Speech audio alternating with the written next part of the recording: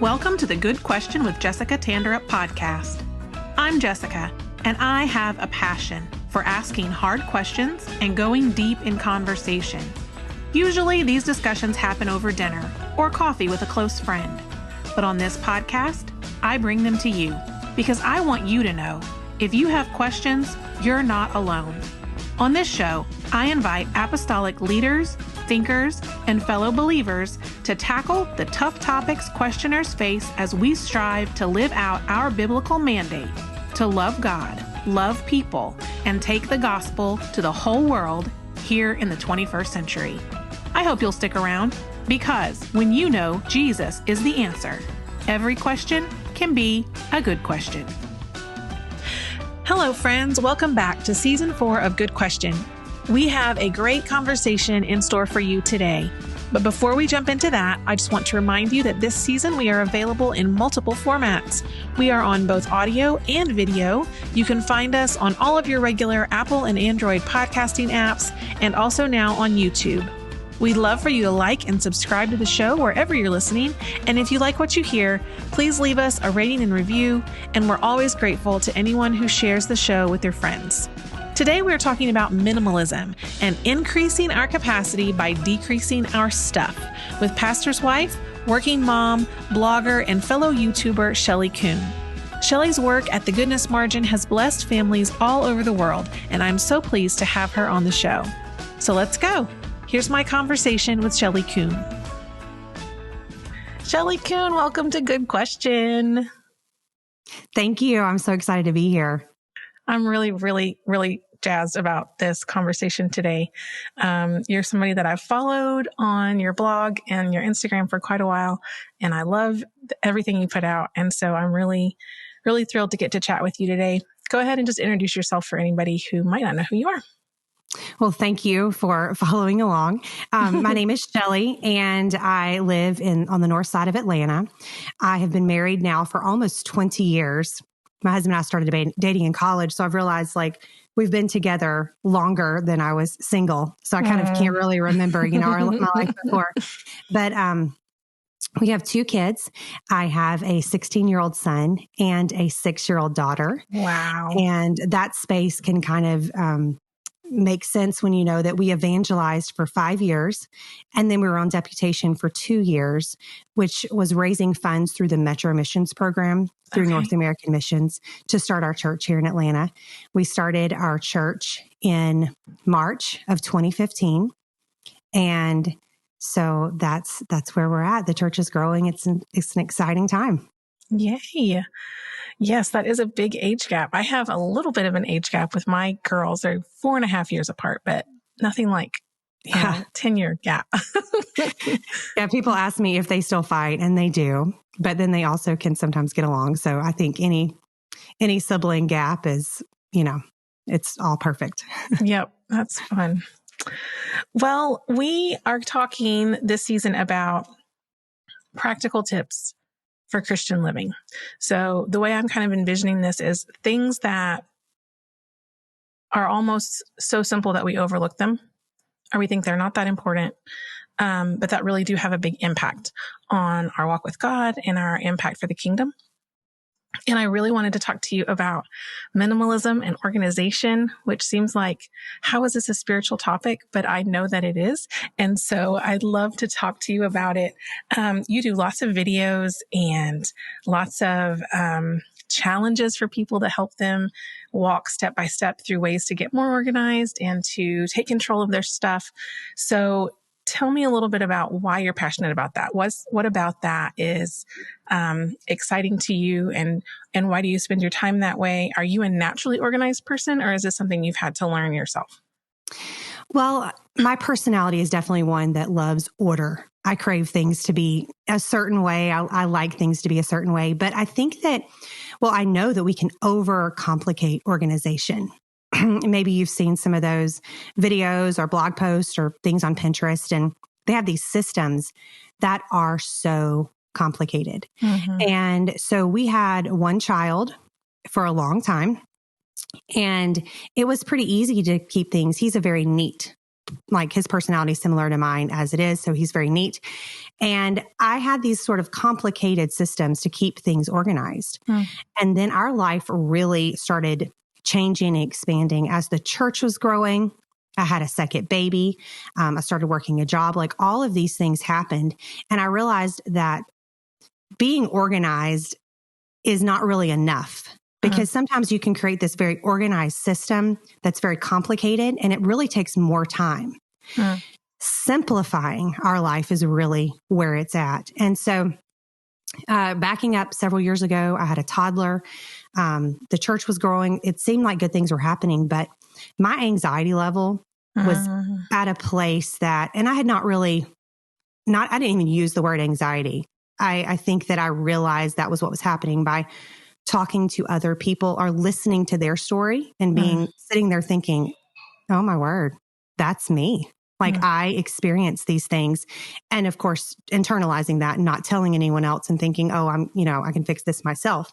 And so I realized something had to change and I needed to simplify my life. And as I began to simplify things, not just with my stuff, but with my schedule and with the things that I prioritized, I saw a massive difference. And when I started the journey of minimalism with my stuff, at that point, I was talking to some of my friends about it. And they were like, hey, you should do something on Facebook. And so I started a little Facebook group, and I didn't know that people invited people to it. And I went to Because of the Times and they were like, hey, we're on your group. I was like, oh, okay. And so people were interested, and it always been a dream to have a blog. And so then moving on to February of 2020, I started a blog. My husband wanted me to do a YouTube channel as well. And so that's all him.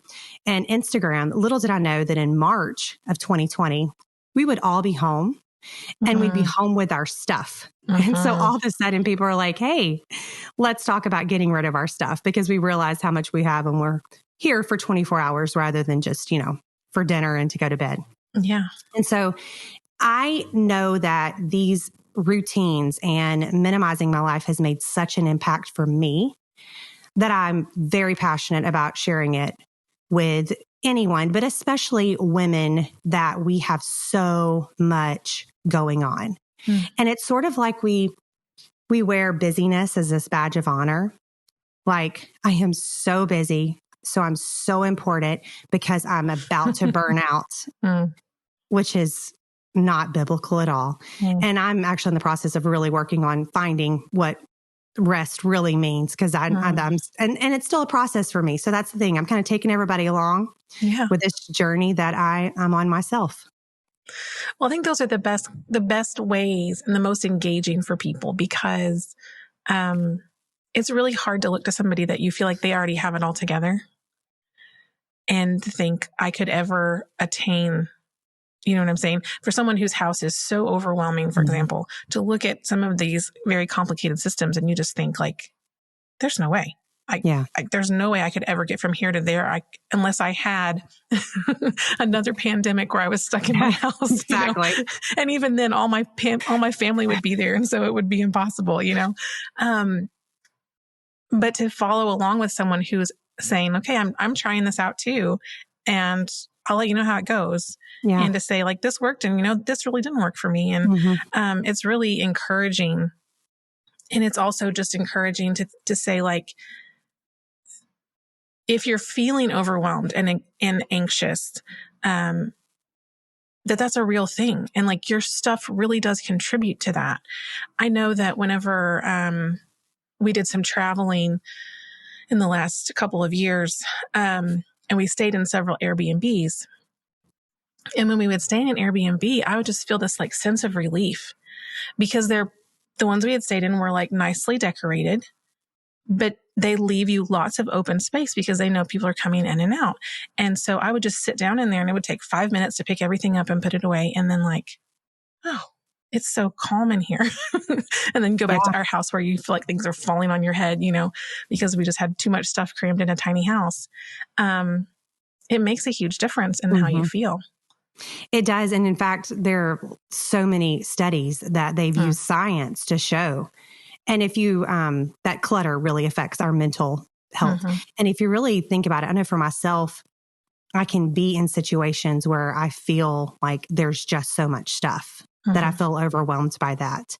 And maybe that's not everyone, but according to so many research studies, most of us are affected by clutter. Yeah. Yeah. In a negative way. Yeah. I mean, I know that I definitely am. So you've mentioned the word minimalism and that you've been on a journey towards minimalism. I know what I think of whenever I hear that word, and I've learned more about it than what I would have originally thought that it was. But what is it? What does it mean? And what are some things that people assume that it means that maybe it doesn't mean? Well, I've Googled it many, many times, and it means different things to a lot of different people. Minimalism is a decorating style. Like if you look it up, you'll find a lot of like really, really plain and simple things. Well, I like things to be simple, but I also really want them to be pretty. And I do like some extra decorations that are going to add to my space. I don't want it to be just like white IKEA furniture. And so that's lots of times what people think of. But to me, minimalism means being intentional. It's an intentional lifestyle of focusing on what should be in my life because this is what is important. So getting rid of the stuff that doesn't matter. When I first started the Great Purge, I pulled everything out of my kitchen cabinets and I realized I had like all of these glass platters. We'd probably received them as wedding gifts. The boxes were sort of tattered, even though I'd never used them because I had moved with them like 14 times probably. I mean, for real. And I realized like, why do I have these platters? Like there's so many things that we have in our house that why are they here? Yeah. And it can be very overwhelming to think, how am I going to get rid of all of this stuff that I have? But once we start doing it, you just realize the freedom that is there. And it's not just with our stuff. It's being intentional about really everything in our life, our time, our relationships, focusing on not just getting what stuff we're getting rid of, but why are we keeping this and why is this in my life? Why am I keeping this in my life? And many times it's easier to start with focusing on your stuff. Yeah. Opening your bathroom cabinet. And do you need 14 bottles of Bath and Body Works lotion that some of them may be 10 years old, you know, like just really taking a look at the stuff that's there. Yeah. So I'll tell you one of the challenges I have whenever it comes to this. I have a very hard time with just throwing things away, even things that are clearly trash. Like I want to get it cleared out. I don't want it in my house anymore, but also someone could use this. Someone could, I could sell it or I could give it to somebody who, for them, it might be something they can't afford and they would really like to have it. And so I can get overwhelmed at the point of, okay, I've pulled it out of my things, but now it's just sitting here in my house somewhere until I figure out what to do with it.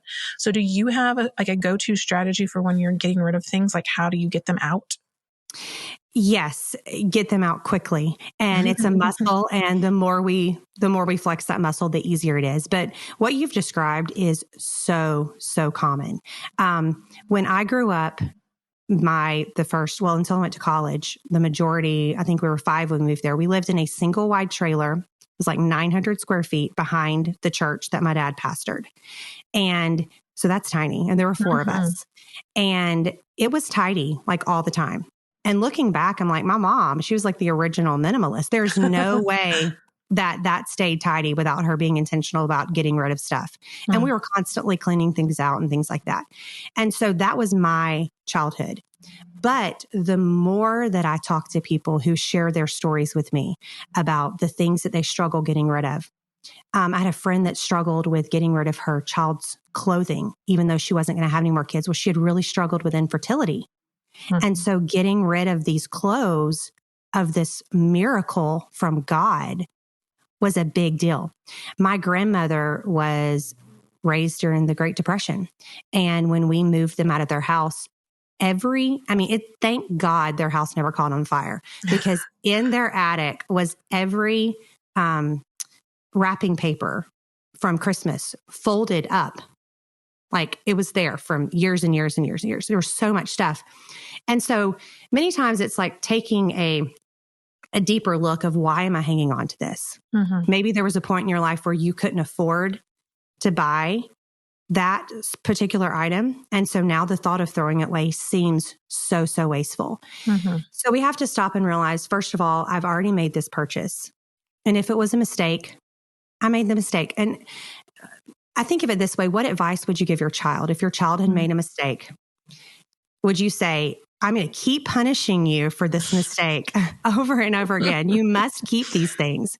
Or, you know what? Let's learn from this mistake. Let's move on. And that's the truth, that the more I donated clothing that had the tags hanging on it. And that seems so wasteful. But the more I did that, the more intentional I was when I was standing at the clearance rack at TJ Maxx and the sweater was $5, but I really took a good look at it. Okay, is this going to be another one of those things? Yeah. And so it's just looking at those things. So kind of realizing, why am I holding on to this stuff? But once you get it all together, get it out as quickly as possible.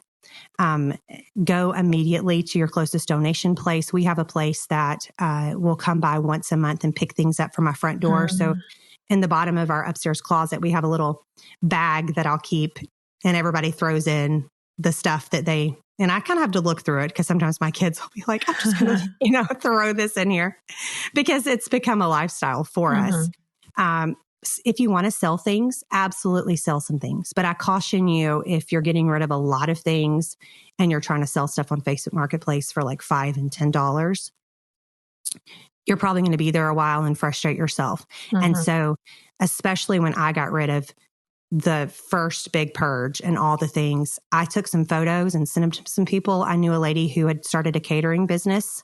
I'm like, I got platters for days. And she came she came and picked them all up. And so just exercising that muscle, talking to yourself kindly of, yes, I made this mistake. Yes, I bought this thing. I never used it. I wanted to, but I'm not going to make this mistake again, and letting it go. Yeah. I love all of that advice. It was very nice. The last house that we lived in, was actually my grandmother's house, had been my grandmother's house, and, similar situation, stuff just everywhere. But we downsized to move into that house, and we did not downsize enough. So we had more stuff than we really could, fit in the house. And over the course of time, we got rid of things. And then whenever we were preparing to move overseas, then of course we had no choice. It's either pay to store all of this junk or get rid of it. And it was so nice to remember that not far down the road from the house was a Goodwill drop off. And you could pull in and they would come out and get it out of the back of your car. And that was like one of the best discoveries that I made, was that we could load up the car and go right now. They'll come and take it out and I can just drive away. And it really did help a lot to help me be like, okay, I know whenever I get rid of stuff, this is where I'm taking it. And I know what they will take and what they won't take, because there's certain things they wouldn't accept. And if they wouldn't accept it, then, take it to the dump, or, things that even still would just make me go, oh, but it was like, okay, I can't take care of all these things. And they're just things. The other thing that really helped me when you're talking about like kids' clothes, I didn't have an infertility experience, but I did struggle so much with getting rid of my kids' clothes. And so, just having another person there, I had my sister come multiple times whenever I was going through clothes, but then right as we were packing to move, like, okay, what will I actually need? What will actually fit? What's, in these hand-me-downs that we've held on to and things people have given us, like, would I actually buy this? Probably not. Just because somebody gave it to me doesn't mean I have to keep it, Right. And just someone to talk me through it, was really helpful, because you can get in the moment and the decision fatigue and the overwhelm of it and just be like, and cram it all back in the closet and go walk away. My sister has been the one that's been with me multiple times in my closet. And, we'll try things on and we kind of laugh about it, because sometimes, she's brutally honest, like, no, that is not going to work. And then there are things that I'm like, I like this. And she's like, no, it actually looks really good. You should keep this. But I agree with you. Having someone that's there with you that can kind of help you, because it can be such a tedious process and pulling everything out. And then you make a huge mess. I mean, you're going to make a really big mess. You have to prepare for that. Yeah. But having someone walk you through that. And yes, I love that of thinking of, would I buy this again today? Like, do I want to wear this? If I was packing for a trip, would I put this on? Would I take it? Yeah. Yeah. Yeah. There's another person that I've followed talking about this kind of minimalism journey. And she was, I think, in a place where I've never been, which was almost like borderline hoarding, when she started trying to get rid of things. And she has some very simple decluttering principles, and one of them I think is hilarious, but she's like, if I needed this, would it ever occur to me that I already have it? And if not, I would just go buy another one. Yeah. So I need to just get rid of it. And then one of her other ones is, if I was looking for this right now, where would I look? And if it's your fingernail clippers and you would immediately go look in your junk drawer, then they live in the junk drawer. Like that's where they go,? And so it's just these very basic, like they're not super fancy, but they're practical, like a place to start. And it's really helpful. It's really helpful to kind of zoom way down instead of these, like you said, these big, huge systems that can just be like, I can't even fathom how to start doing that. And that's the thing. People look at Pinterest or Instagram and they say, well, I want my closet to look like this, or I want this to look like that. Well, if things are coming out at you when you open it, you're probably going to need to get rid of like 50 to 75%. And once we narrow those things down, the system kind of creates itself. It's so easy to stay organized when there's less stuff. It just is. So you're really giving yourself a gift by getting rid of a lot of stuff. Yeah. Well, but you've mentioned two things. You said has been a journey, but also that you did a great purge. So tell me about the difference in those two aspects of how this has gone for you. So you mentioned the person who kind of had some hoarding tendencies. That never has been me. Like, I really thought I was that person. In fact, kind of laugh about a story of, we used to have life group every week in our house, which was sort of our midweek. And I walked in and some ladies were talking.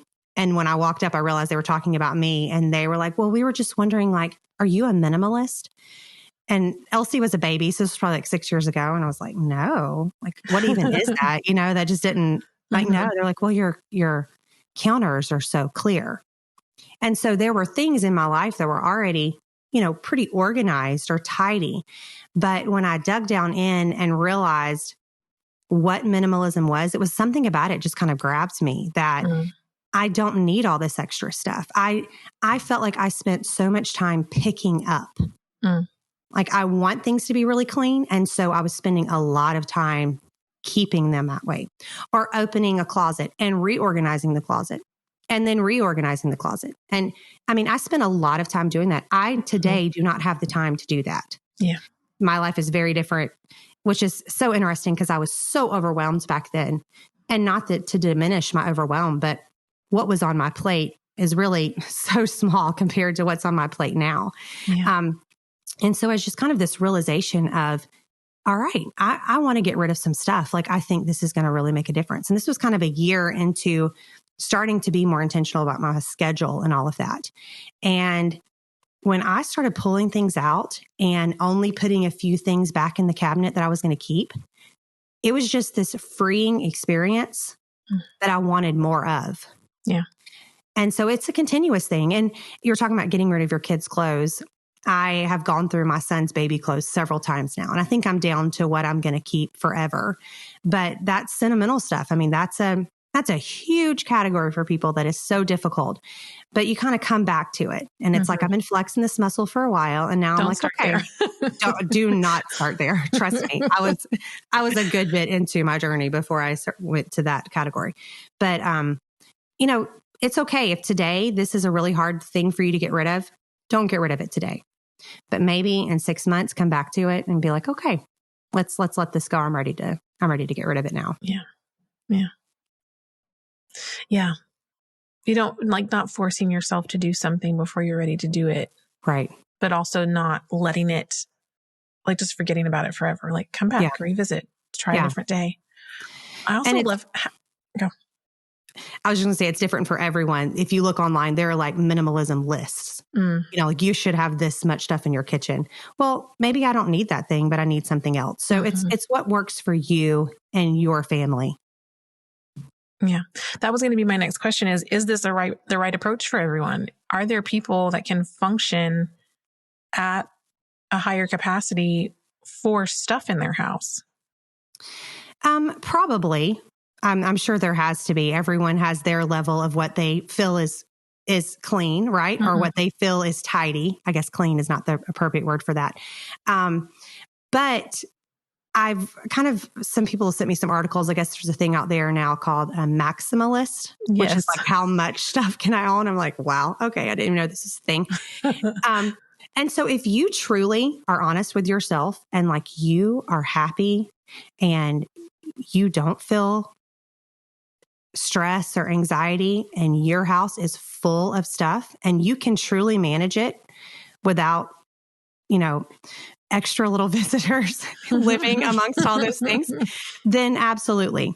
But for the majority of people that I have talked to, there is a desire to have less and to simplify their life and to really just have the things that they need to have that mean a lot to them because that's less to take care of. Yeah. I mean, I'm there with you. I'm on board. I remember when we first got married, my husband was in the military and I had been living on my own for 10 years before we got married. And so we kind of combined households and then you get married. And so you have all the wedding gifts and then we moved. And so I just felt like our house was already like full of stuff. And we had some friends who she was probably the first person that I'd ever met that she told me that she was a minimalist. And I remember being able to go into her kitchen and like you said, like the counters were clear. And I remember thinking that was so strange to me. It looked so strange because we had, so much stuff that just like lived on the counters. That's where it went. And so, it's just so interesting to me that over the course of the past 10 years, how much more I can think like, oh, man, Ashley, I loved that kitchen and and I wish I could get my kitchen to look like that. And we're working on it, but I understand now. I understand better. And it's definitely a goal for me now, especially as we've moved. We've tried to be very intentional about what we brought with us and now what we're bringing into the house. Cause like we both, my husband and I have both discussed, like we have a decision-making process now. Or we have the opportunity now to make a decision about everything that comes in here, whether we want it or not. And I can feel myself, even knowing that I want things to be minimal, I can feel myself struggling with like, there's not enough stuff in here. It doesn't, and right now we don't have all the furniture that we need. Like there really truly is not enough stuff, but there's a fine line between we need to get this to a place where it's like a home and it's comfortable and livable. And then it's real easy to cross over that line into like just buying things to fill it up and then being right back where we started. Yeah. So it's a lot. It is. And it doesn't have to look exactly like someone else's. It's so interesting, the messages I'll get on Instagram. And one particular challenge we're talking about the surfaces in your home and especially, your kitchen counters. And there was so many messages about the fact that I don't keep a toaster on my counter. Well, we actually do pull our toaster out probably every day. And I do put it back underneath. That's my decision. This is my house. If you want all of your appliances to live on your counter, then you have all of your appliances on your counter. If that's the way that you want your home to function. So everyone is different. There aren't really a set of rules. It's just about being really intentional about what you want. At this point, I have plenty of cabinet space, so I have enough room. Like I have one cabinet that just has my toaster and my crock pot in it. So it's really easy for me just to stick that back under there. But that's the house we live in. You may live in something that's very different and you have to have that on the counter. That's totally fine. So it doesn't have to look just like someone else's. Do what works. Like I said, what works for you. Well, and you get to make decisions about what you do and don't want to have. So like when we moved into my Graham's house, my husband loves to cook and we have a lot of kitchen gadgets and things that he legitimately uses them. And so we had to find a home for all of that stuff. And so because the kitchen was so small and we have proportionately a lot more kitchen stuff, there were things we had to decide. And one of the things we decided was that we could live without a toaster and that we would just toast bread on the stove if we wanted toast. And because a toaster was going to take up valuable space that we wanted for other things. And I remember my mom was like, "You're not going to have a toaster?" And I was like, "No, it's fine. Like the bread toasted on the stove, I like it better anyway. And it doesn't take that much longer." And truly, like in the past couple of years, there's only been a couple of times where we've been like, "Oh, it would be faster if we had a toaster," but it's not a huge deal. Right. But it's just getting out of that, the mindset of what you've always done or what you think you're supposed to have, or what other people think you should have. And then saying like, no, this is what we use. This is what we don't use. This is how I want to spend my time every day, you know? And you had earlier asked, what are some like preconceived ideas people have about minimalism? And it's so interesting to me, the things that people will say. And I'm like, hold on. So like and this was like several years into my journey into minimalism. For Christmas, we've really downsized what we do because my kids get toys from other places. They have plenty of toys. And so a couple of years ago, their big gift was a trip, and we had a blast as a family, and we've made that discussion together as a family. But I have had people, you know, they joke about things that they're truthful about as if I'm like really cheap. You know, because you're a minimalist and you don't choose to buy certain things, then you just don't want to spend your money on anything. So it's very interesting that with all of us, we get to be intentional about where we spend our money. Or another preconceived idea is that I can't have like a collection of things. Well, I don't know if on Instagram you've seen a picture of the front room of our house, but we have like 3 very full bookshelves. Very full bookshelves. Yes, and I love most of them are my husband's books, and he does reference them on a very regular basis. And he does go through and purge them pretty often and give some of them away. I have a really large coffee mug collection from all of the years that we've traveled. And I love my coffee mug collection. I don't have 4 coffee mugs like you would imagine a minimalist might. I have like a lot. I don't know how many, but it's a whole lot.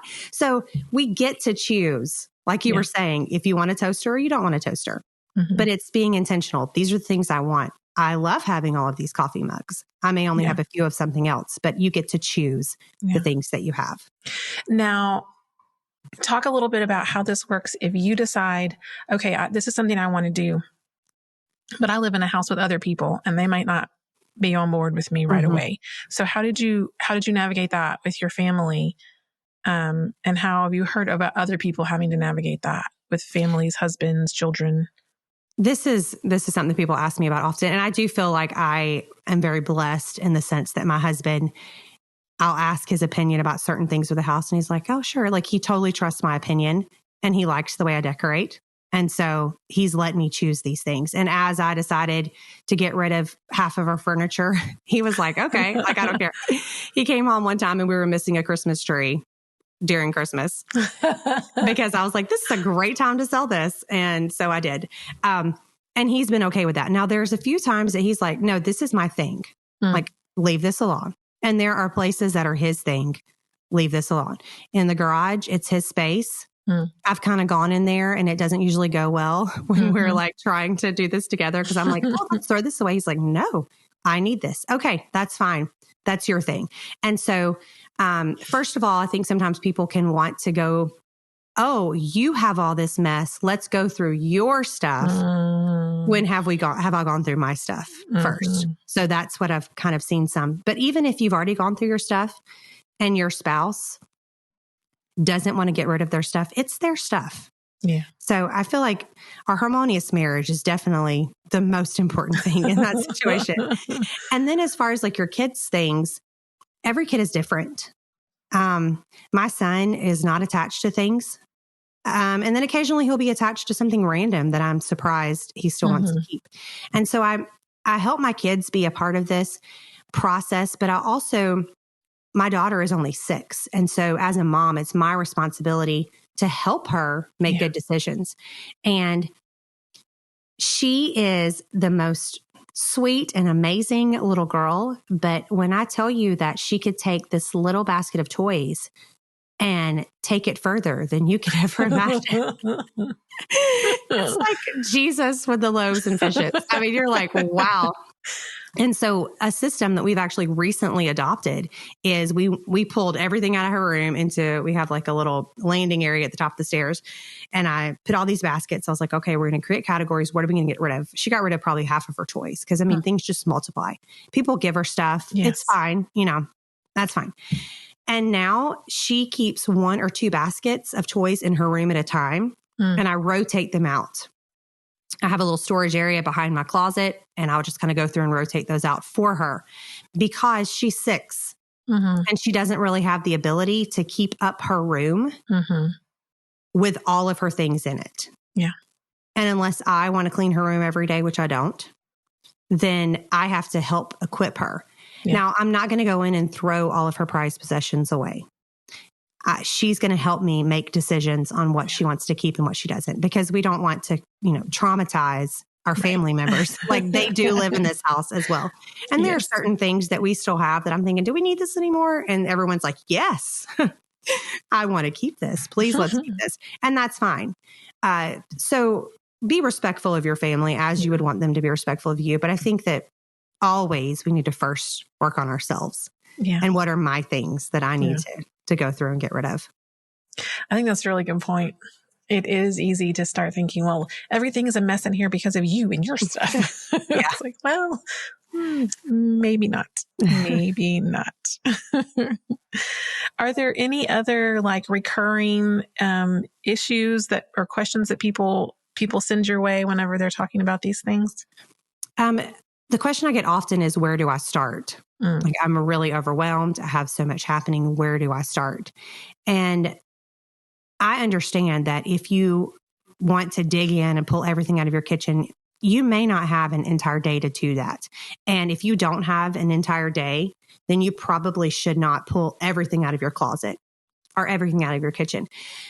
First of all, like you said before, don't start with sentimental things. And even sometimes our closets can be that place of, well, I remember when I wore this, or maybe I will lose however many pounds and I'll be back into this, or maybe this, or maybe that. So if that's the way you feel about clothes, don't start with your closet.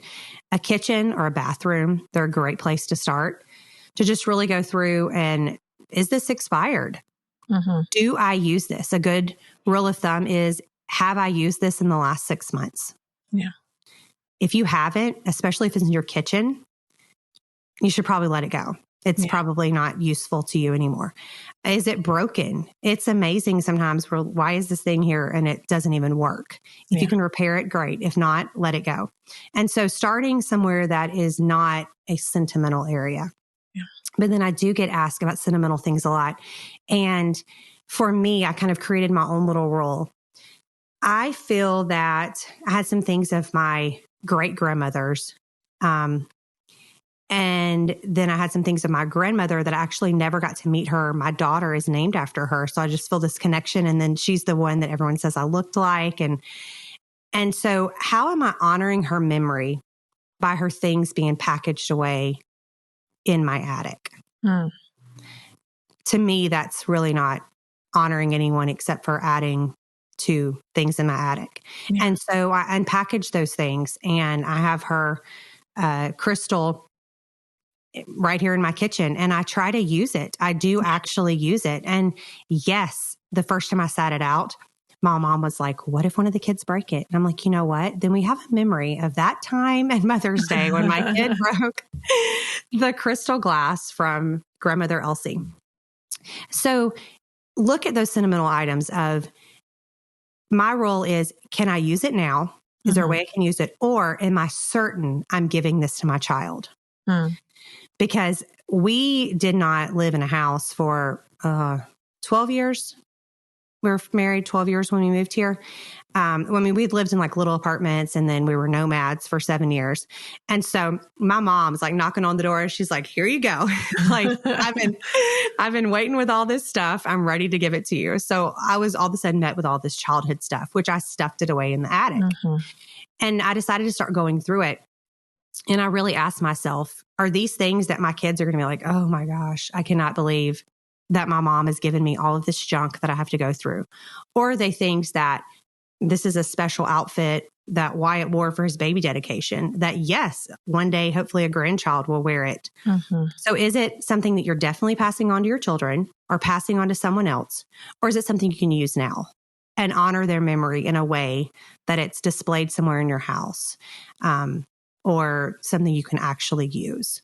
Yeah. So, but people ask a lot about sentimental things because it's hard. Yeah. It's really hard whenever you've lost someone that you love and you have their things. Yeah. And I think sometimes there are people who, like me, struggle with getting rid of things, and they make themselves feel better about it by giving it to someone else. Like, my kids will want this or my whatever. And then they just dump it, that now that responsibility is on somebody else. And so really thinking about, like, if I pass this down or if I give this to someone in my family, is it really a gift? Or is it just a way for me to get it out of my house without feeling guilty about getting rid of it whenever I really don't want it, but I feel bad about getting rid of it? So I'm going to give it to you and let you deal with it, And so I really had to think about that for myself. And that's a really, really great point, because especially if you're going through your home and all that, and you decide you've got 3 trash bags of kids' clothes. When you give them to that friend, I want you to say the words, these are yours. If you want to burn them all, that's fine. If you want your child to wear them all, that's fine. Release that person, because I always ask people, when Elsie was born, I had several people gave me clothes. I'm like, what do you want with these? And if they wanted them back, I was really cautious about her wearing them, and I kept them separate and all of that. Because we can be overwhelmed with good stuff too. Yeah. I mean, because we're overwhelmed doesn't mean it's all this bad stuff. It can be a lot of great blessings of, I have 4 trash bags of clothes that if my child wore a different thing every single Sunday, they probably still wouldn't wear all of these clothes. And so release those people you give stuff to. Hey, these are things I'm getting rid of. If you want them, great. If you don't, feel free to donate them. Pass them on to someone else. Don't burden them with your feeling of hanging on. Yeah. That's good. Oh, that's good. So we've talked a little bit about this already, but this is a very practical thing to talk about. This stuff in our houses. How is this impacting the kingdom? How is focusing on this or not focusing on this impacting how we can impact the kingdom? I truly believe and know that it has a huge impact on the kingdom, because we are doing the kingdom work, right? And so if it's impacting me, then it's impacting the kingdom. For our home, are you comfortable with welcoming people into your home, to have some people over for dinner so you can have fellowship with people in the church, or to bring somebody in for a Bible study? I've heard people say, well, I just have to get my home in order. I just have to. And I understand that. My carpet is, I think our house is 16 years older, and my carpet is that old. And I have had it professionally cleaned. I have bought the little thing and cleaned the places over and over again. There are parts of my house where I just have to be like, okay, this is what it is. So we all have things we have to look over. I'm not saying your house needs to be perfect. Absolutely not. People need to know that you live there. But if that is holding you back from fellowship, or from having a Bible study, or hosting the ladies' small group, then really reevaluate that. Think about that this stuff is holding me back from being useful in the kingdom. And it's the same thing with our schedules. If we are so busy that we have no room to really have a great impact in our local church, I can't do that because I'm busy every night of the week, or I can't make that commitment, then that is affecting the kingdom. And so when we simplify our life, when we add margin. There's a reason that I chose that word, because if we have that room, then okay, this unexpected thing, which is going to happen, if it's an unexpected need, it's unexpected. It's come up. I need to do this. I have created the room to do this. Yeah. And so now I can make an impact in the kingdom. I can make a difference in this single mom's life who all of a sudden is really sick, and I'm going to pick up her kids, or I'm going to bring her dinner without it just wrecking my world. Yeah. Because I have simplified my own life. Yeah. Yeah. It increases our capacity. Yeah. I mean, I heard you say earlier, like you had less on your plate and you were more overwhelmed. But it seems to me that when you take away the overwhelm, then you can see and you can breathe and you can take on more. Right. And so if we're feeling limited in our abilities to do something for the kingdom, we want to, but we can't. We feel like we can't. I don't know that we always look towards the practical. We tend to look towards the spiritual, like, I just need, there's something wrong with me. There's, I'm not spiritual enough. I'm not praying enough. I'm not, and those are all things that we should be doing. But sometimes it's your physical reality that is impacting how much you can handle mentally, physically, emotionally, like, and our stuff makes a big difference in that, even though we don't always recognize it. Once you do recognize it, like you said, and you start to take care of it, then you really realize how much of an impact it was having. Yeah. And how much freer you can feel to then be used the way that God wants to use you. So I appreciate so much the work that you're doing to help us get there, because it's so important and it's really so impactful. And there still will be days of overwhelm. Of course. Like I talked to you earlier, I had an unexpected sickness for like 2 weeks, which is so not normal for me. I'm extremely grateful for my health. And so on Sunday night, actually, I was looking at my to-do list and some of the things that had just not happened. I felt the kind of overwhelm all of a sudden, like, oh, this is a lot. How am I going to get this done? And I'm not feeling 100%. And that's when I look to the tools that I have to do the brain dump. Okay, what is the most important? And so it's not like we're going to get rid of a lot of our stuff and then all of a sudden life is perfect and we never feel a moment of stress or overwhelm. But we just have developed ways to manage those so much better whenever we don't have all of the other things hanging over us. Yeah. Yeah. So good. Well, we might not even be able to get into this as much as I'm sure you can talk about it, because I know you love to talk about your planner, but I want to hear a little bit about your planner and also just about any other tools that you have found to be helpful, not systems that have been making things more overwhelming, but things that you found that have been helpful. Especially, I know you love your full focus planner, and I really would love to hear about it. Absolutely. So I do love the full focus planner, and it is interesting on Instagram, even when I just had a few followers, people will send you stuff and say, hey, would you promote this? And I've been very, very cautious about that. But I am actually an affiliate with this company because I truly believe in it. My husband actually started using it about a year before I did. And I am very frugal. And so I was like, oh no, I'm going to use my $10 Amazon planner. And then I read his book, Free to Focus, Michael Hyatt's book. And it just has so many wonderful tools that I realized I want to invest in this planner and it will make a difference. I do have a code that will give you 10% off if you're interested in sharing that in your show notes. Yes, for sure.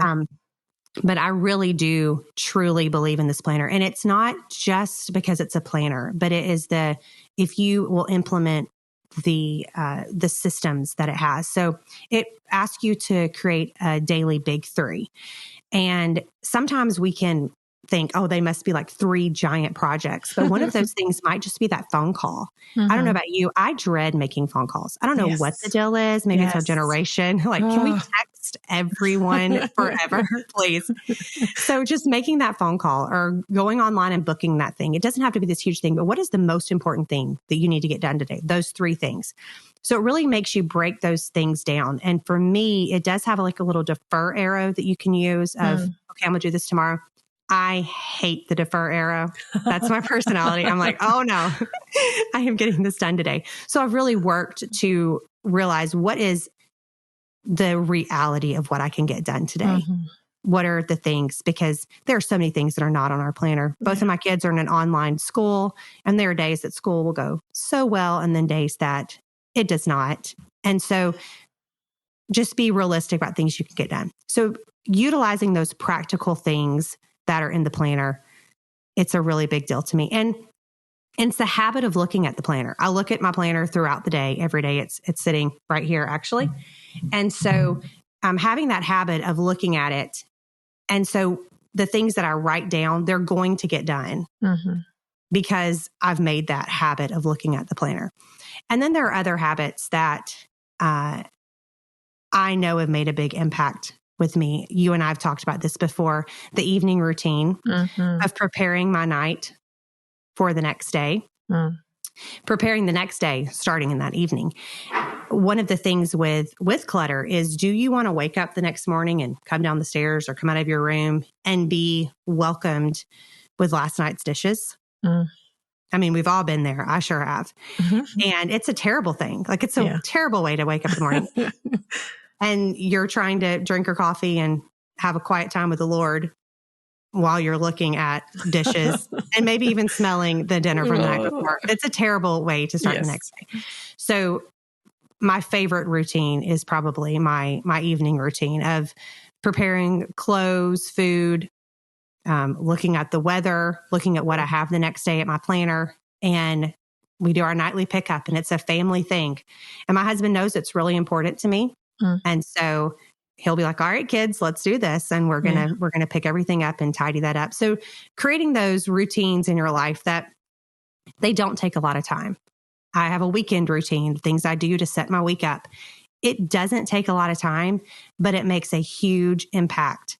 And the more that we do those little simple things, those little simple habits, it's easier. They just become natural and easier. And there are definitely some habits I am really working on that are maybe not working on so much that I should be working on. It's not like I have my whole life is perfectly disciplined, but the more we work on disciplines, it's minimalism, the being intentional will bleed into the rest of our life. And it's the same thing with discipline. When we say, this is something I'm going to work on doing every day, I'm going to create a plan for my day.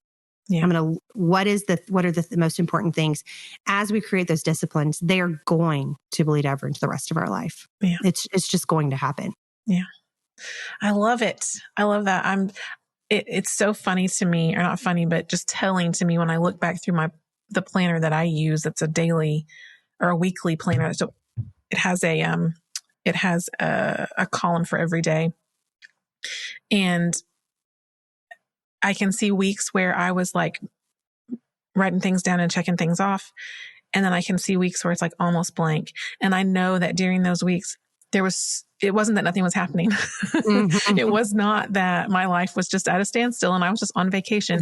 It was that I was so overwhelmed that all I was doing was reacting to whatever was right in front of me and probably forgetting something really important.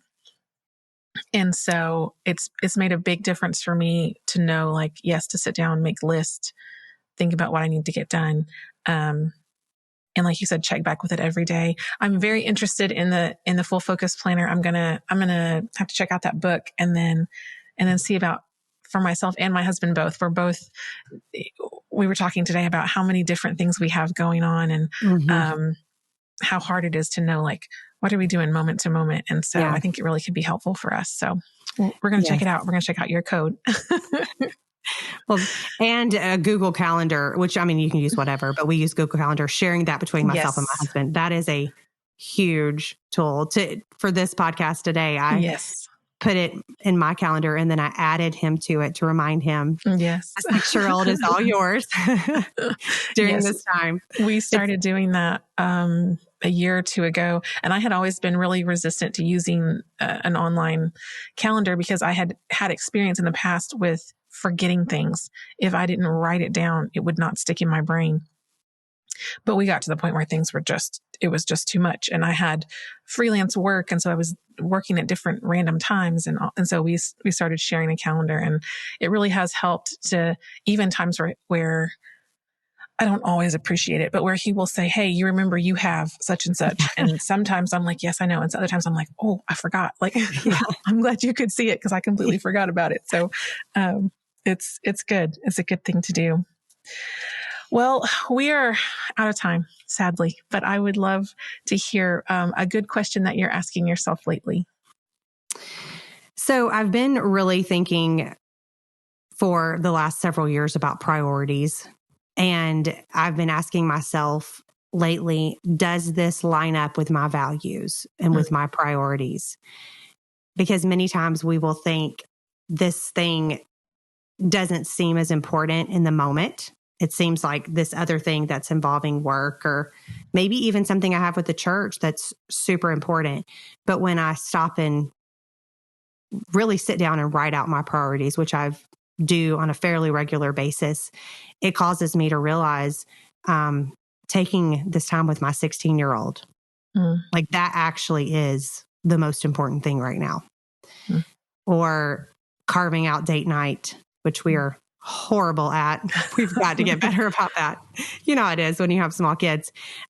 Those things, when I stop and really look at what I want my life to be like, what my values are and my priorities are, does this line up with that? And if not, why am I doing it? Yeah. It's a good gut check, especially when you talk about things with our kids. There are things that can be put off, and then there are things that just are not going to wait. Yeah. And them growing and changing is not going to wait for me to get my stuff together. Yeah. And so, yeah, making sure I'm putting my priorities in the right spot. Whew, it's a good one. Well, I realized that we jumped right into this conversation and I never mentioned the name of your blog or the name of your Instagram handle. So go ahead and tell folks where they can find you if they want to come follow along with all of the great things that you have going on. I have a website where my blog is at. It's www.thegoodnessmargin.com. And with each of the blog posts, you can also click a link there for my YouTube videos that are attached to those blogs, or you can go to YouTube and just find it there. I'm very active on Instagram through stories and post. And I do have a Facebook account, but I don't think I've really figured that out completely yet. But you can find me at all of those places. That's amazing. And one thing I wanted to mention that I did not realize you offered until I was just clicking around on your website earlier this week is that you offer coaching for people who want to try to get started. Can you say just a second about that? Yes, I started coaching, and at the beginning it was help me look at my pantry and what can I help you with, and especially when we were all in shutdown and you couldn't go anywhere physically. But then I started doing productivity coaching, sort of helping people evaluate those things. And I love that so much. I've truly enjoyed that. So you can look on there and see the different things that I offer, but I would love to walk you through, help you find what your priorities are and how that you can focus on those things more and be more productive. That's amazing. Well, you guys that are listening and watching us, I hope you'll go follow Shelley. Like I've mentioned already, I'm a huge fan. Have been really, really blessed and impacted by the work she is doing. And I know you will be too. So go give her a follow. Thank you, Shelley, so much for joining us. Well, thank you. I've enjoyed this so much. Thank you. Wasn't that such a relatable conversation? All of Shelley's content at The Goodness Margin has felt to me like a friend giving such practical and encouraging advice. And I'm so happy that chatting with her felt exactly the same way. I hope if you were encouraged by this conversation that you'll go check out her Instagram and her YouTube account and subscribe to her blog. She sends very short, practical emails that are encouraging and don't overwhelm your inbox. If you're looking to get started on decluttering or starting your own great purge, she offers step-by-step decluttering challenges that give you one small space at a time to focus on. I know they'd be a great place to start. And I know I would love to have her as a productivity coach. If you need a little boost in that department, go to her website and check out the options she has available. Links for all of that, plus her affiliate link for the Full Focus Planner, will be in the show notes. I have a feeling this is one you're going to want to share with your friends, and I hope you'll also come chat with us about it. You can find the show on Instagram. We're at Good Question Show, and I'm at Jessica Tanderup. That's Jessica T, as in Tuesday, ANDERUP. You can also find us on Facebook, or you can send us an email to goodquestionshow@gmail.com. This podcast is a production of Good Question Media. It's produced and hosted by me, Jessica Tanderup. My co-producer, editor, and the man who is keeping a watchful eye on everything I bring into our new apartment to keep me from relapsing into maximalism is my husband, Dave Tanderup. Our audio engineer is Josh Powalczyk. That's it for this week. We'll be back here next Tuesday with another good question. See y'all then.